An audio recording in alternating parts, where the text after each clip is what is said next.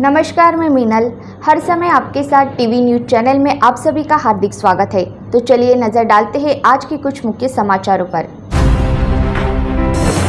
अयोध्या में भगवान राम के घर का उद्घाटन और अंबरनाथ में सैकड़ों बेघर लोगों का अनशन। अंबरनाथ में सबसे बड़ा उपोषण, 47 दिन बीत जाने के बाद भी अनशन जारी।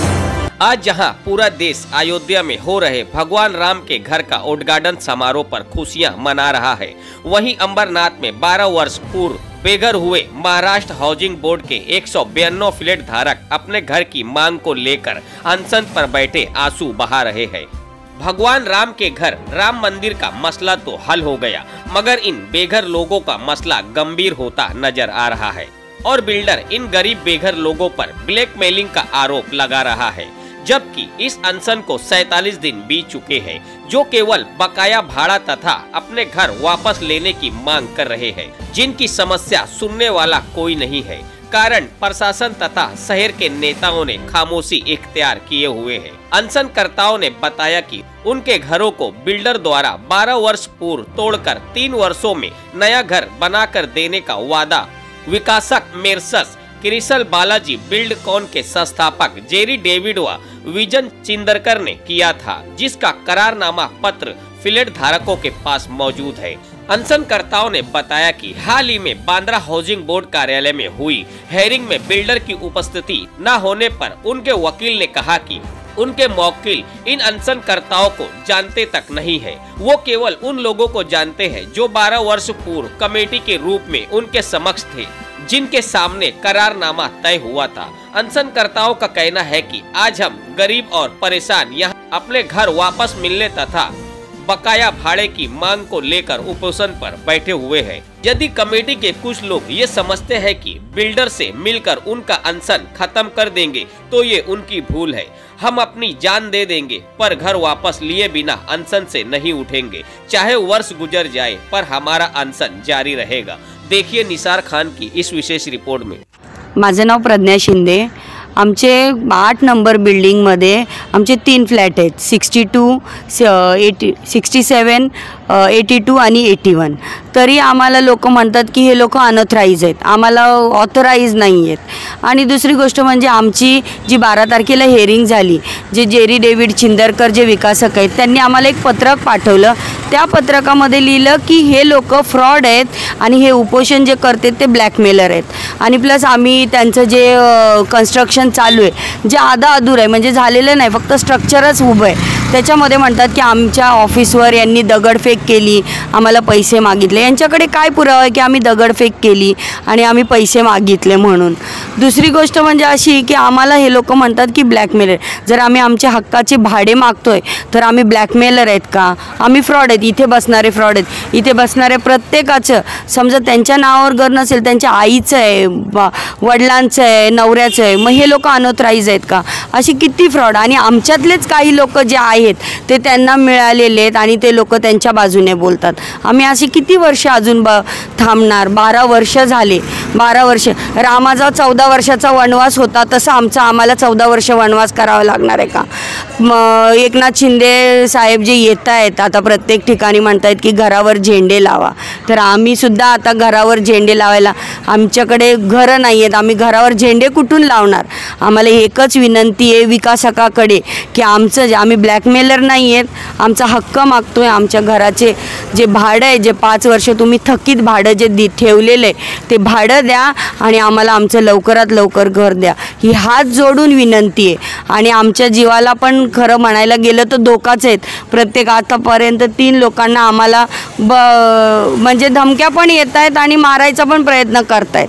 तर एवढंच आम्हाला, आमच्याकडे पोलीस स्टेशन पण लक्ष देत नाही, आमच्याकडे पोलीससुद्धा येऊन डुंकून बघत नाही।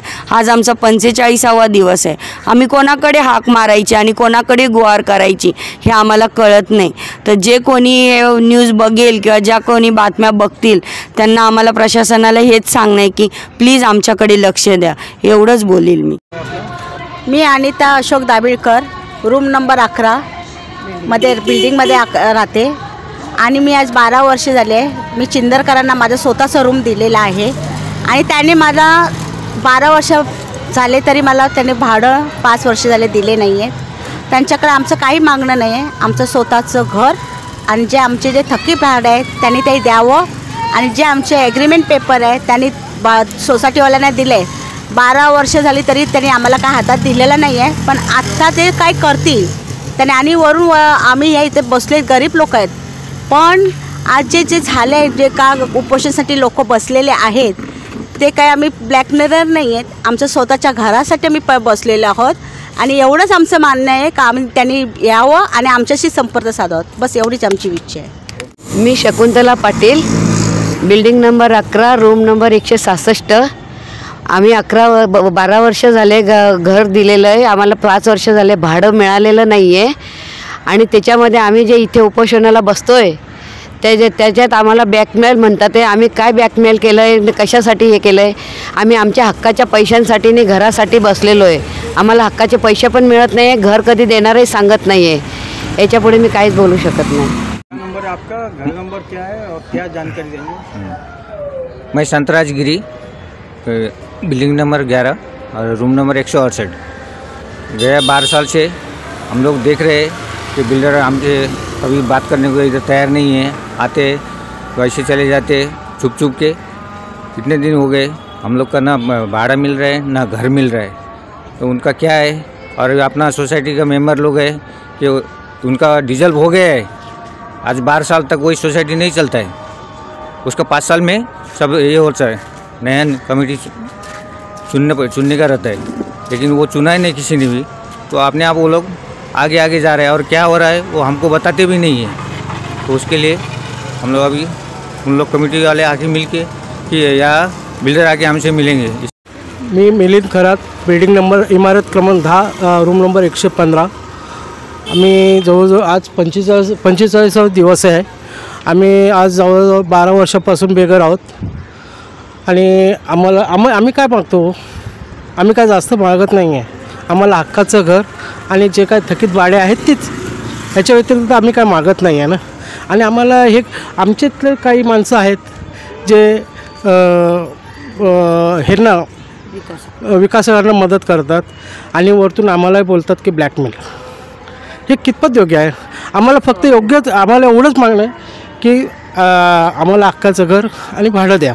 आणि आम्ही प्रशासनाला पण हे सांगतो की आमच्या इकडं आम्ही आज जे उपोषणाला बसलेलं आहे प्रशासनाने पण दखल घ्यावी की इकडं लक्ष द्यावे.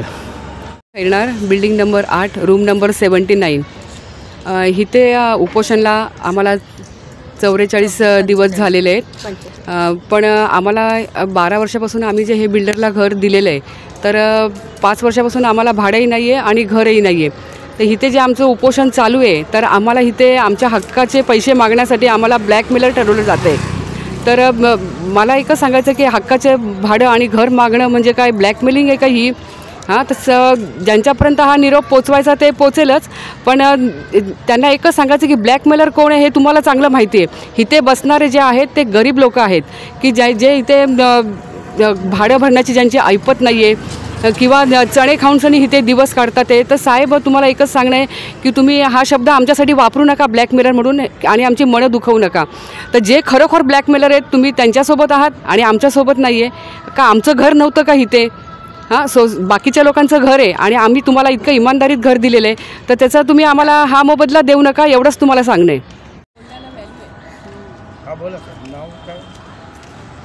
काय नाव? किशोर. नहीं. तो आज के लिए बस इतना ही. कल फिर मिलेंगे इसी समय इसी चैनल पर. तब तक के लिए मुझे दीजिए इजाज़त. धन्यवाद. हर समय आपके साथ टीवी न्यूज़ चैनल को सब्सक्राइब करना ना भूलें और बेल आइकॉन दबाएं ताकि हमारी खबरें सबसे पहले आप तक